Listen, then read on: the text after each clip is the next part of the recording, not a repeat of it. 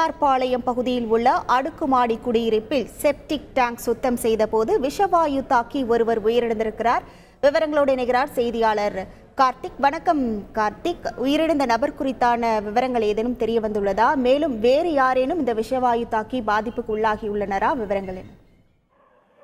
வணக்கம். கோவை உடையாம்பாளையம் பகுதியில் இன்று மதியம் 3 மணி அளவில் செப்டிக் டேங்க் சுத்தம் செய்ய போன 3 பேர் விஷவாயு தாக்கி அந்த பகுதியில் மயங்கி உள்ளனர். மோகனசுந்தரம் என்பவர் சம்பவ இடத்திலே உயிரிழந்ததாக தெரிகிறது. அவரும் அவருடன் சேர்ந்த 2 பேர் ராமு மற்றும் குணா ஆகிய 3 பேரை அங்கு இருப்பவர்கள் கோவை அரசு மருத்துவமனைக்கு கொண்டு வந்திருக்காங்க. அங்கு பரிசோதித்த போது மோகனசுந்தரம் மறுவழியிலே இறந்து விட்டதாக மருத்துவர் தரப்பில் தகவல் கொடுக்கப்பட்டது.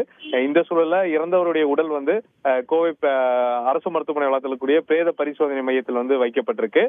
குணா மற்றும் ராமு ஆகியோர் சிகிச்சைக்காக அரசு மருத்துவமனையில் அனுமதிக்கப்பட்டிருக்காங்க. இன்று மதியம் மோகனசுந்தரம் அவருக்கு சொந்தமான செப்டிக் டேங்க் கழிவுநீர் சுத்தம் செய்யக்கூடிய லாரி ஒன்றை வைத்து பல்வேறு இது போன்ற பணிகளை செய்து வருவதாக தெரிகிறது. இந்த சூழலில் இன்று அந்த தனியார் அபார்ட்மெண்ட்டுக்கு செப்டிக் டேங்க் சுத்தம் செய்வதற்கு சென்றுள்ளனர். அப்போது டேங்கில் உள்ள தண்ணீரை முழுவதுமாக எடுத்துவிட்டு கீழே சுத்தம் செய்வதற்காக 3 பேர் இறங்கியுள்ளதாக தெரிகிறது. அப்போது இந்த விஷவாயுவானது தாக்கி சம்பவம் நடைபெற்றதாக முதற்கட்ட விசாரணையில் தெரிய வந்திருக்கு. இதையடுத்து பீளமேடு போலீசார் வழக்கு பதிவு செய்து தற்போது விசாரணை மேற்கொண்டு இருக்காங்க. மேலும் உயிரிழந்தவருடைய உடல் அரசு மருத்துவமனையில் வைக்கப்பட்டதை அடுத்து அவருடைய குடும்பத்தினர் மற்றும் உறவினர்கள் அங்க வந்து கொண்டிருக்காங்க. மேலும் இது குறித்து போலீசார் விசாரணை நடத்திட்டு வருவது குறிப்பிடத்தக்கது. உங்கள் முழு விவரங்களுக்கு நன்றி கார்த்திக். செய்திகளை உடனுக்குடன் தெரிந்து கொள்ள உடனே சப்ஸ்கிரைப் பண்ணுங்க.